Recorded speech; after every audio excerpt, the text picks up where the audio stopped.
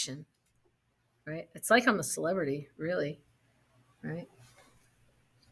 I don't know how they do that because I gave the graduation speech for a couple of years here. Um, because why wouldn't I, right? But the first year that we had COVID and we did it, everything was recorded, and they had us go to like they set up a room for everyone who was giving speeches and like a full like camera crew through the district. And there were so many lights. Like, I don't know how people focus when there is that much light shining at your face. Cause usually when you're speaking, like you have an interaction, like there's a face in front of you, you can read it, you can kind of focus on someone. But when you look out and all you have is light shining on you, it's hard to not just want to look down because there's so much light and you get nothing. Like there's no feedback, nothing. I don't know how celebrities can work like that, which is probably why I'm not one. I mean, that's probably the only reason, really. Let's face it. So the last time I saw you, we were factoring. We were factoring quadratics. And today we're talking about solving quadratics by factoring. So it gives us a rhyme to our reason from last week, right? Why were we factoring? I'll tell you why. Because when we factor, we can find the solutions for quadratics. Sometimes, right? Which is why we'll get into more complex stuff down the road. There's some steps to it. And I love it when things have steps because it gives me something to refer back to. If I don't know where to start, I look at the steps.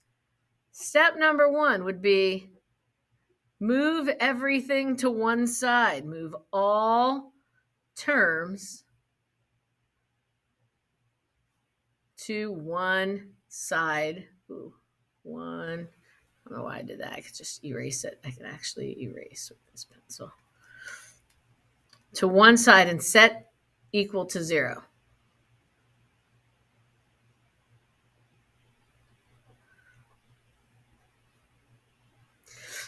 Last time I saw you, we were factoring expressions. There were no equal signs in anything we did the last time. We are now going to have them set equal to something. And when we go to factor them, we're going to make sure that all that stuff gets moved over to the left. Always move it to the left. It's just so much easier. And when we do that, it should leave us set equal to 0. Then we're going to factor, right? Just like we did last week. Do not use the Photoshop, photo math method, not Photoshop.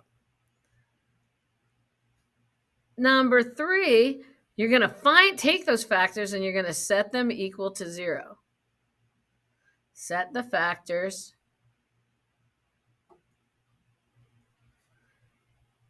equal to 0. And then solve them, right? What does it mean to solve them? It means isolate whatever the variable is. Find out what the variable equals, right? The cool thing is those are your solutions to the quadratic. If you remember at the beginning of this quadratics unit, I had you graph a couple of problems, and we talked about how when you graphed them, you had these spots where it would cross the x-axis and how those were our solutions.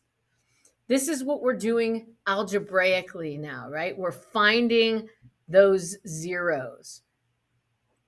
And if you think about that, we're setting our factors equal to 0. So we're getting like an x equals something, right, in the end.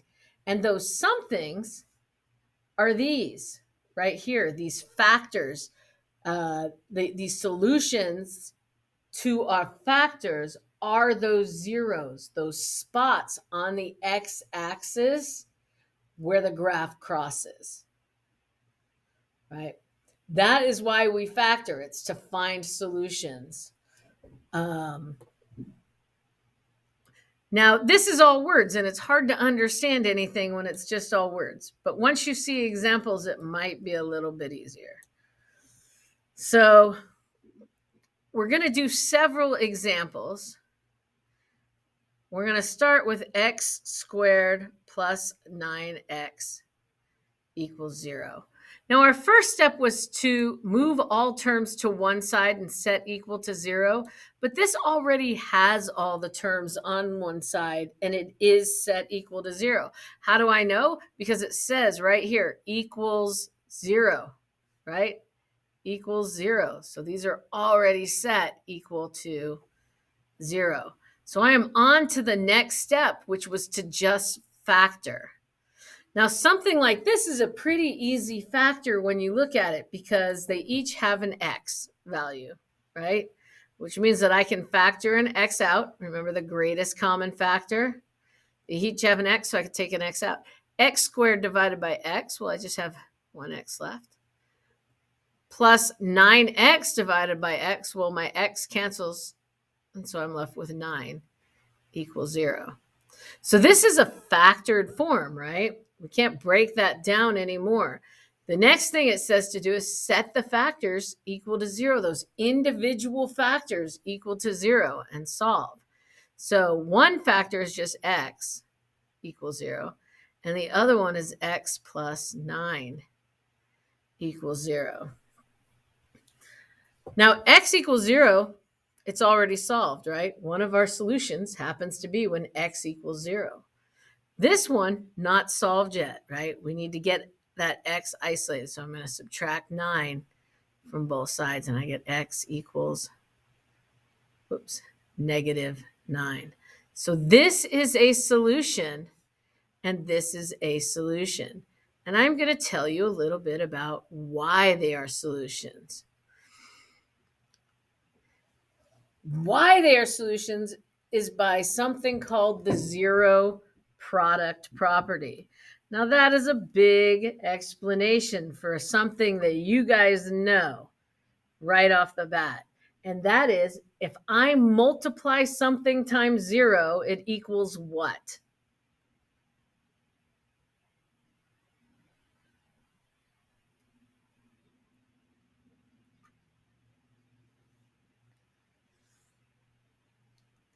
Only Valerie knows what something times 0 equals? Come on now. Yeah, right? So anything I multiply by 0 is going to equal 0. So if you look at what we're doing up here, right? This is multiplication. We're saying this x times this x plus 9 equals 0. And the only way for that to happen is if either this thing that we're multiplying by equals 0 or this thing that we are multiplying by equals 0. Does that make sense? So when is this whole term 0? When either this x is 0 or whatever is in here equals 0. How do I know? How do I make whatever is in here equal 0? Well, I figure it out, right? If you look at it, you can look at it and go, okay, well, I have x plus 9. What would make that 0? Well, if I subtracted that 9, right? X equals negative 9, right? That's all we're saying is what makes this piece here 0. So if I had like x plus 5 times x minus 4 equals 0, I would need either this to equal 0 or this to equal 0 for the whole thing to be 0. Either one of those things makes it true, right? So I could set my factors x plus 5 equal to 0 and x minus 4 equal to 0 and find out what those x's are that make that whole thing 0, right? Here I would subtract 5 and I go, well, when x equals minus 5, that's 0. Here I'd add 4 to both sides. And I go, well, when x equals 4, that whole thing is 0. But you can look at those factors and just see it, right? You go, oh, look, this is x plus 5. How would that be 0? Well, if I subtracted the 5, right? How would this be 0, this x minus 4? Well, if I add 4 to negative 4, I'm going to have 0. Does that make a little sense in that explanation and how you're finding those factors and why they work? Cool. So if we start looking at things like we were looking at earlier, well, I was going to say earlier this week, but technically it was last week because this is the beginning of the week. So what if I have, for example, x squared minus 10x plus 21 equals 0. Well, if we look at the first step says move everything to one side and have it set equal to 0, but that's already done, right? Everything's already on one side. Then it says to factor. What are we factoring? We're factoring this, right? This is what we're factoring. I know from my chart that I made you last week that I'm going to have a factor that is x minus something times x minus something else. And if you don't know why, go back and review the video from last week. And those things are going to be determined by what are my factors of 21 that add up to negative 10, right? We know they're both negative. 21 is a nice thing to factor. Why? Because it only has 1 times 21 and 3 times 7. Those are the only factors of 21. If I add those factors together here, I get 22. If I add these factors, I get 10. And that is what I'm looking for, right? That is my middle term. So I know that my factors are 3 and 7 right here. Now I'm just going to set each factor equal to 0 to find my solutions. And you will hear them called all sorts of things. Solutions, roots, zeros, they all mean the same thing, right? They're those lines, those x-intercept lines are where the graph of the equation crosses the x-axis. So set my factors equal to 0. I got x minus 3. Oh, I don't know why I wrote x minus x. I'm losing my mind today. X minus 3 equals 0. X minus 7 equals 0, right? And we're just going to solve. We're going to add 3 to both sides here. We get x equals 3. Here we're going to add 7 to both sides, and we get x equals 7. These are my solutions. Am I done? Yes. You know how I'm done? There's a box around the answer.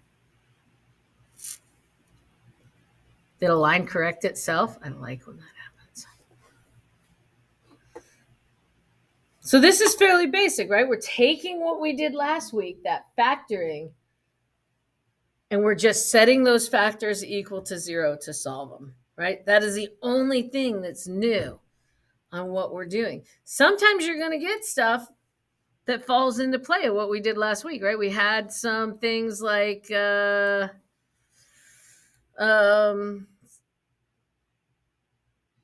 9x squared minus 25 equals 0.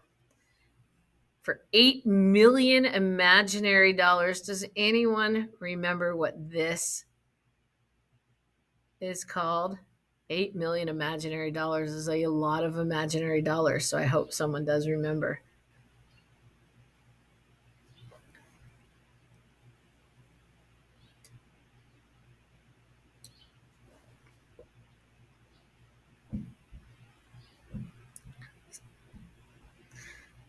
Nobody gets the a million imaginary dollars, but that is okay. It is called a difference of square. Oh, Sergio for the win. Oh my gosh.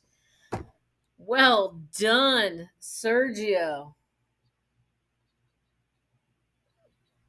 Sergio, you get the 8 million imaginary dollars. You have to tell me how you imaginary spend it.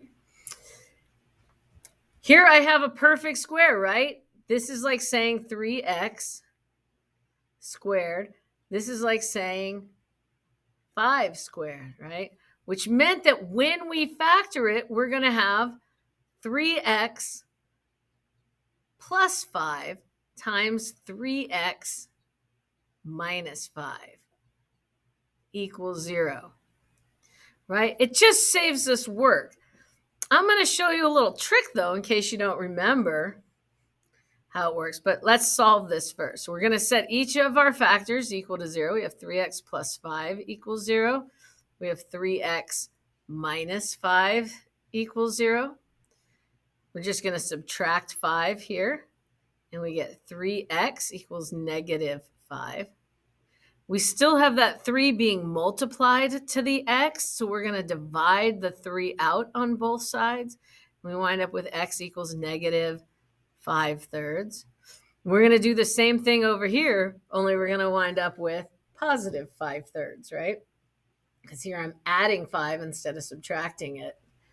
And I wind up with 3x equals 5. And then we're going to divide by 3. And we wind up with x equals positive 5/3. These are our two solutions. If you can't remember how to do a difference of squares, you can still solve this, right? Because if I have 9x squared minus 25 equals 0, I can solve it by taking the square root, which we'll be going over later this week. But if I add 25 to both sides, I wind up with 9x squared equals 25. I could divide that by 9, divide this by 9. I get x squared equals 25 over 9. And then I could take the square root of both sides, and I get x equals plus or minus square root of 25 is 5. Square root of 9 is 3. So I still get the same solution, right? But there's other ways of getting there. But difference of squares, if I know it's a difference of squares, it's easy because I know exactly what those factors are going to look like. It is a corner cutter. I'm going to do one more, just one more problem. That is it. And then you guys will be free. Free. Jameson, it is already posted. The assignment's already posted. Last example right here. Let's do it in a pretty color. Let's do it in pink. Example, like it's a reddish pink. It's kind of pretty. Let's go with 3x squared minus 13x minus 30 equals 0. Now, I don't have to do the first step. I don't have to move anything over. I could, but I don't have to, right? It's already moved over. Everything's set equal to 0. But if you remember, we have to do something a little different when this term is not 1, right? When there's something in front of that x squared. Now, I know a lot of you cheated on this and have no idea how you actually got the solutions that you submitted, for those of you who did it. But what I do, and what I would like you to do, is I would like you to multiply those two things and rewrite the problem as x squared minus 13x minus 90 equals 0, right? And now we're just going to wind up solving like we had before. We're going to get an x plus something. We're going to get an x minus something. It's going to be equal to 0. But we are going to find those factors of 90 that equal negative 13. One will be positive, one will be negative. The fact that our b term here, this term is negative, makes me know that this one will be positive and this one will be negative, right? My big ones will be negative because I've got to come out with a negative number when I add them together. So I've got 1 times negative 90. I have 2 times negative 45. I have 3 times negative 30. I have 4 times, no, 4 doesn't work. I have 5 times negative, 5 goes in 1, 18. Ooh, and conveniently that one works, right? 18 minus 5 is 13, or 5 minus 18 is negative 13, right? If I add these together. And that is what I'm looking for, right? I'm looking for negative 13. And so these are my factors that are going to work. Which one goes to the negative? The one with the negative, right? So here are my factors. Am I done yet? Heck no. I got to put that 3 back in that I factored out, right? That I multiplied through. I have to divide it back out. So I have to divide this by 3 and this by 3. 5 divided by 3 does not divide evenly, so I'm going to put that 3 in front of the x, and I would get 3x plus 5. 18 divided by 3 is just 6, so I wind up with x minus 6 equals 0. And now I can go ahead and set my factors equal to 0 and solve for them. Right? I would have 3x plus 5 equals 0. And I have x minus 6 equals 0. Here I'm going to subtract 5 from both sides. I'm undoing everything being done to the x. Equals negative 5. We still have that 3 multiplied times the x, so we're going to divide it out. And we wind up with x equals negative 5/3. And here we just have to add 6 to both sides, and we get x equals 6. Boom. Boom. So you got a little example of every type of question I think that you can be asked. You only have 5 homework problems. They are already posted in your Power School. Does anybody have any questions before I send you off on your own to work on it?